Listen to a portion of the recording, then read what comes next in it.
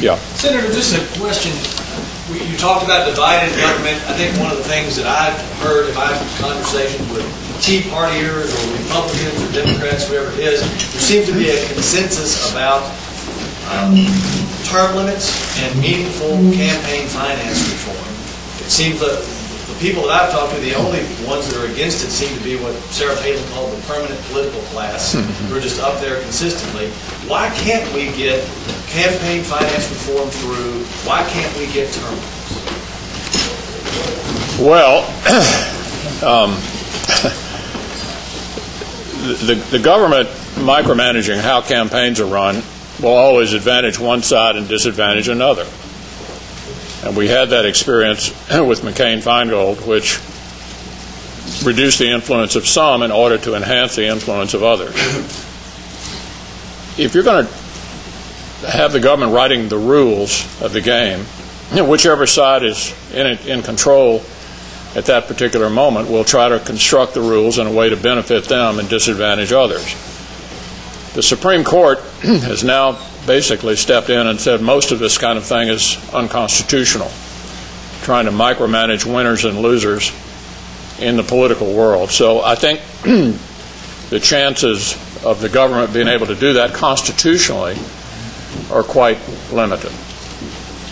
With regard to term limits, we have them now. They're called elections. And many members have had their terms limited when they do not perform up to the expectations of their constituents.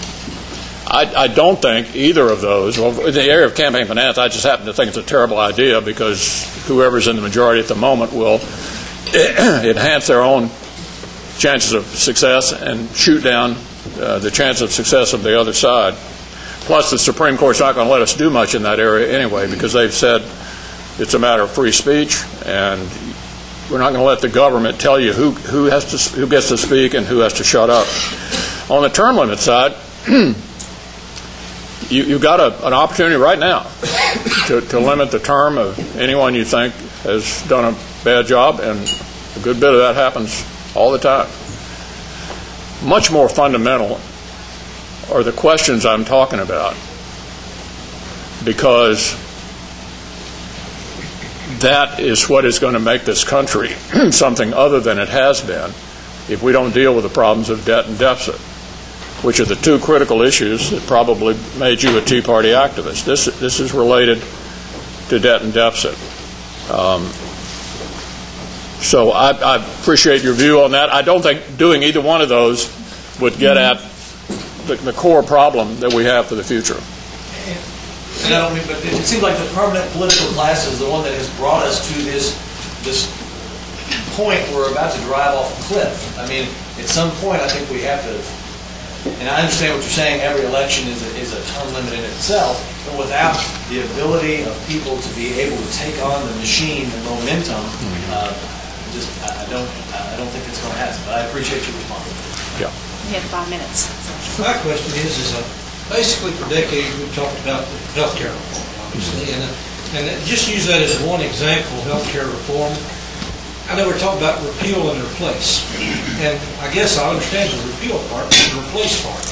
Yeah, I guess this oversimplifies the way I look at Congress and what we ought to be doing. But what I'd like to see is a Democratic plan, a Republican plan, find out common ground between the two, and work out the rest of the difference. Now, I guess I don't see two plans. I see one plan quite often, and they just keep shooting holes in the plan, but there's no alternative plan. There's nothing we can compare it to and say, well, maybe this is better, or maybe there is some common. Well, to use a medical metaphor, we didn't have enough votes to even be in the game when that was done. It was rammed through by supermajorities in the House and Senate.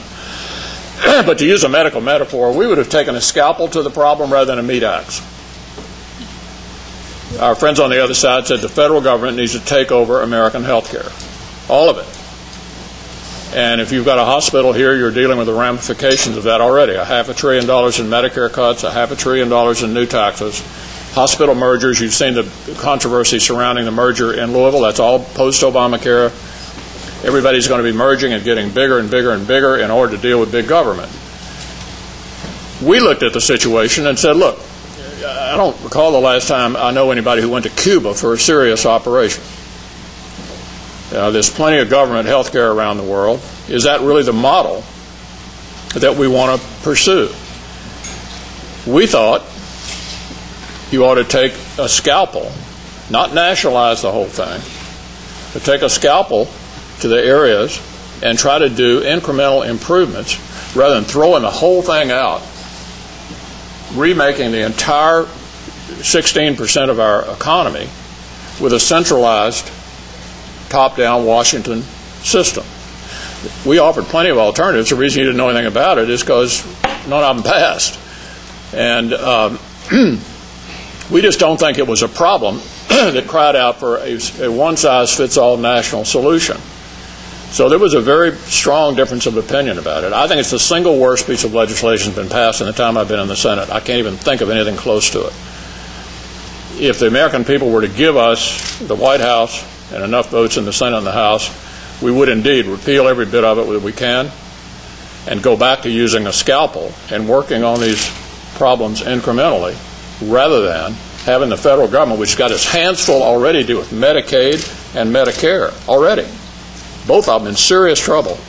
Basically, we take the same model and applied it to the rest of the population and expect a better result. There were very, very big differences between the two sides on that issue. And believe me, there were alternatives offered, but we were a hopeless minority at the time, and they just crammed it right through. And we're living with the consequences of it. We'll see how it works out. They're struggling up in Louisville trying to figure out how to deal with the aftermath of it, and every hospital in the state is trying to figure out how to deal with it. About a month ago, I was watching CBS Sunday Morning, and I saw a 3-minute report on there that talked about the Troubled Asset Relief Program. We kept hearing a figure of $700 billion was going to be used to help these banks, but in reality, the report says, $1.7 trillion was loaned to the 6 wealthiest banks in this country, and over a 5-year period, they saw their net worth increase by 39%. Many of those loans were at rates as low as 0.01%. Would the federal government loan me money at 0.01% so I could increase my net worth by 39%? How can that be right that occurred? I didn't see the report, but I can tell you the good news is that the financial system did not melt down. The bad news is that we had to do something like that in the first place. So your analysis may be correct. I don't know, but at least we're not in a complete meltdown, which is what we would have been, I think, had we done nothing. Yeah. Is it political suicide to back Representative Ryan's budget? No, I voted for it. Okay. Yeah. And why is President Obama had a budget put together? Well, he did have a budget. We voted on the Senate, and not a single senator voted for it, Democrat or Republican. The Senate itself has not passed a budget in 3 years, which I think is an outrage. That's the responsibility of the majority, and they have not voted on a budget in 3 years. We did have a vote on the Ryan budget in the Senate. I think virtually all of my members voted for it. I certainly did. None of the Democrats did. So that's further evidence of how they've completely, just given up on any effort at fiscal responsibility. We have time for one more question. Yes, sir. Last night in Iowa, I'd like to just get your take back from what happened in Iowa last night and how that seems to be right now. Yeah, I'm not going to get into the presidential race in terms of any particular preference. It certainly does underscore again the importance of every single vote. I mean, my goodness, it makes the Bush's majority in Florida look like a landslide. I do think that we are, my side is going to have a credible, electable nominee for president. I think the president has a very difficult sales job ahead of him. I think his strategy, and you've kind of watched it unfold beginning in August of 2011 when he started doing bus tours, campaign-style bus tours over a year in advance of the election. The president's strategy, simply put, is it's everybody's fault but mine. He's mentioned the tsunami in Japan, the debt crisis in Europe, of course the Republicans in Congress, and millionaires, Wall Street. It's everybody's fault but mine. Why has he adopted that strategy? I think it's because during the 2 years when he owned the Congress and got everything he wanted, people didn't like the outcome. Didn't like the stimulus, didn't like Obamacare, didn't like Dodd-Frank, didn't like the debt, didn't like any of that. So he's in a very difficult position, particularly with unemployment stubbornly high, at saying, give me another term because don't you like all these things I did? So he's going to try to change the subject away from him, and whoever our nominee ultimately becomes is going to be in for a tough road. Having said all of that, I think simply put, our argument in the presidential race will be something like this. Mr. President, we all agree you inherited a tough financial situation, but you made it worse.